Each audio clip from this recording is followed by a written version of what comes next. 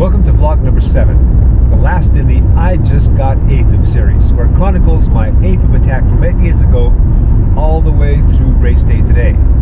I'll have links to each of those vlogs in the description below. One of the big takeaways from this whole vlog series is I am so thankful I get to race today. We are parking in the middle of nowhere. I didn't expect that. Usually it's just a few steps away. That would have made a difference in maybe being a trainer. I don't know. Well, I think the reason they did this change in parking is because they picked up a lot more people for reg than they usually do. Usually they'll have like 150 or so, I'm thinking, but they've pre-reg 311. Halfway there, of course, you forget you've got your mask in your car. Don't know about that. Okay. Hi, GRUSIS 65 plus. That starts the series of finishing climbs. You know, I was concerned about warm-up today. Slightly concerned, because this is not a hard course to warm up with. If all goes well, I know where I'm going to attack. Of course, that's if all goes well, and to paraphrase Mike Tyson, once I get hit in the mouth with reality, I'll make a lot of adjustments. I see a little extra dirt and I panic. You guys take care of that yourself. We take care of that ourselves. You guys are old enough to be as smart as the pro women.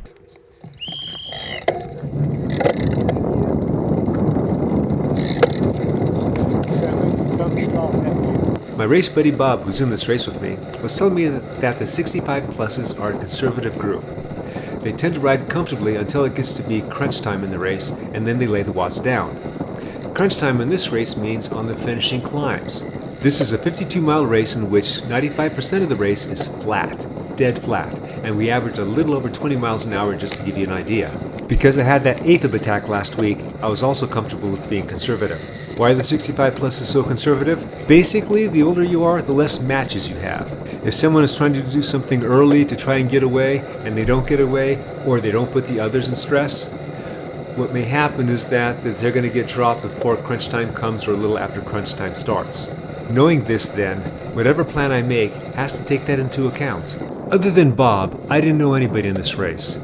Now Bob I raced with a couple times on Zwift, and the 2 times that we did, he was much stronger than I was. He also told me about a couple others in our group that I should keep an eye on, and why. Because of all that, it solidified my plans I originally had, which was to attack on this particular overpass hill. I'm not attacking here. This is lap 1 of the 2-lap race that we have. I'm just seeing how I feel relative to the others on the pace that we're doing on this hill, which is not hard, not easy. I think once we get over the top, we still have another 2 miles to get to the finish, in which half of it is climbing. Once we got over the bridge, I pulled off and looked back just to see how the others are doing. This guy in the blue, this is one of the guys that Bob warned me about. He said this guy can climb. So my plan was set. And I was also nervous about that plan because I saw glimpses on how strong the others were. The first thing I wanted to do was test myself. A combination of test and kind of open my legs up for a really hard effort and see how the others could and would react. And that test was going to be on the final turnaround, where I would have a little bit of a tailwind on the return. Please excuse the bumpy camera.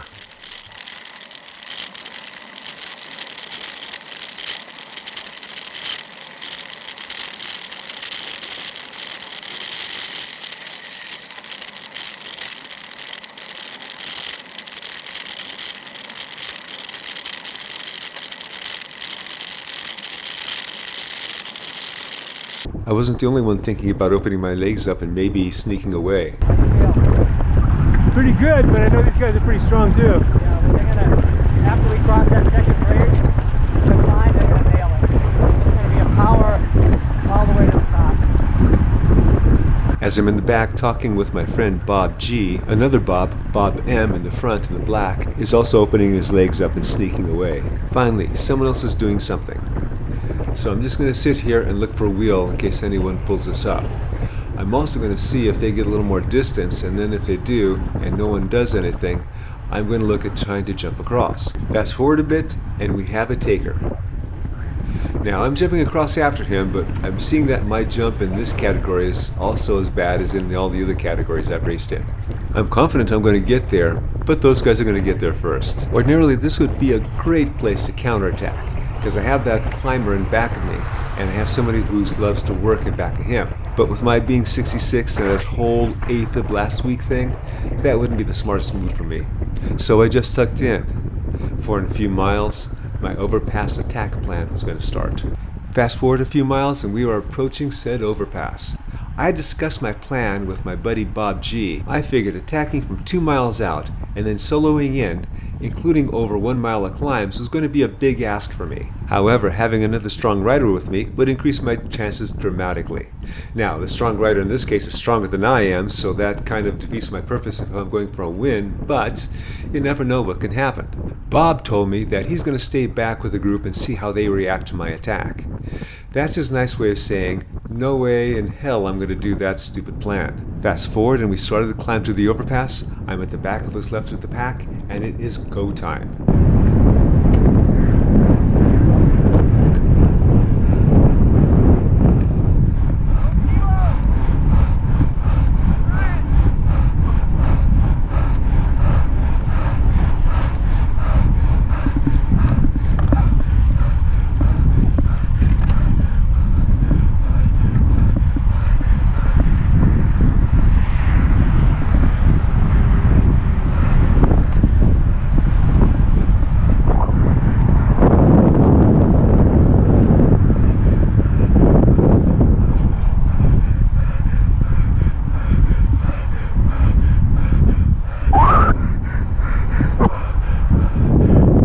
That, considering everything that was going on, was a huge effort for me. At a certain point, I looked back and saw that they were coming up, but I also saw that it was taking a while for them to get to me.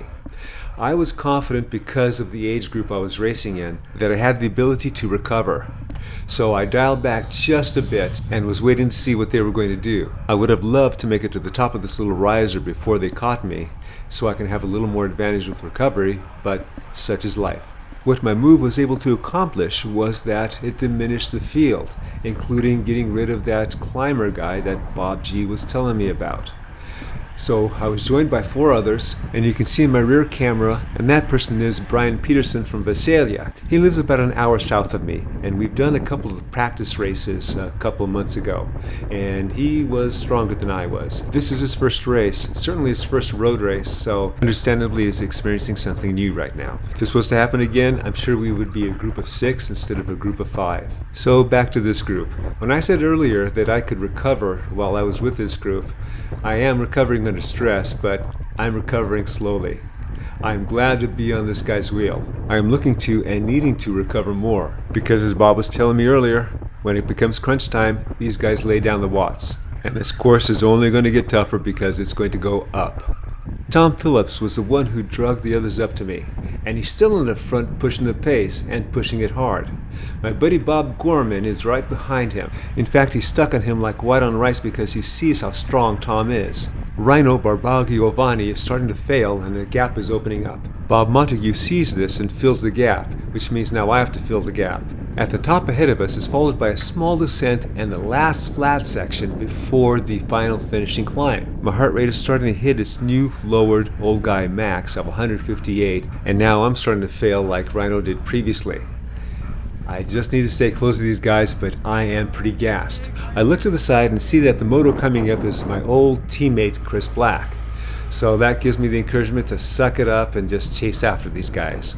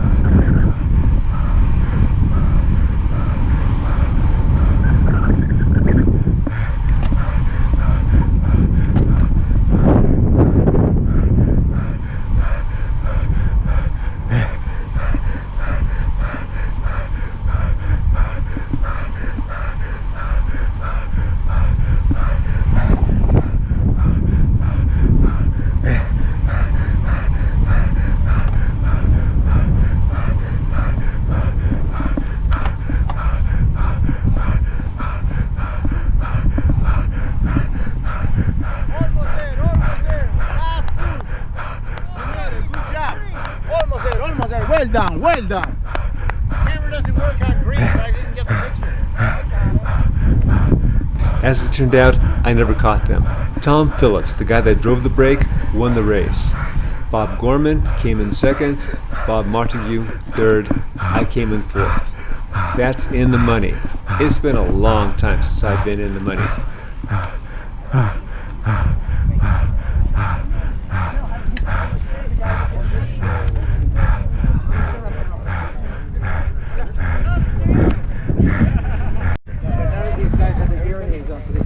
That's right. So I get my little camera here. Oh, nice. So we'll see if they posted yet, because we're the old guys. We're the ones that are going to be dying off first. Okay, guys. See you next time. All right, Craig. Copperopolis. Good to see you. Good luck for us too. Yeah. This is proof for the Fetching This Cycling Greek that I won something. You saw how the 65's raced. It's going to be totally the opposite next week at the Copperopolis Road Race. That's going to be 60 plus. And what's going to make it real tough is that a lot of the people that have already signed up are names from the past.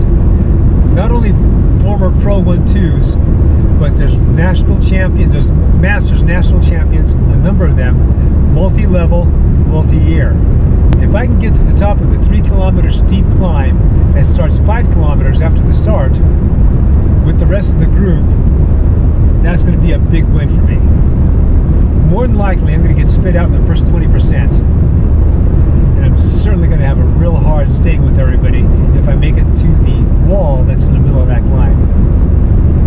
As for how I raced today, I am pleased. And I know I have more in me. I just have to work it in terms of being able to realize it. All right, you know the drill. Always remember, comment, like, subscribe, and do all three. The Cycling Greek.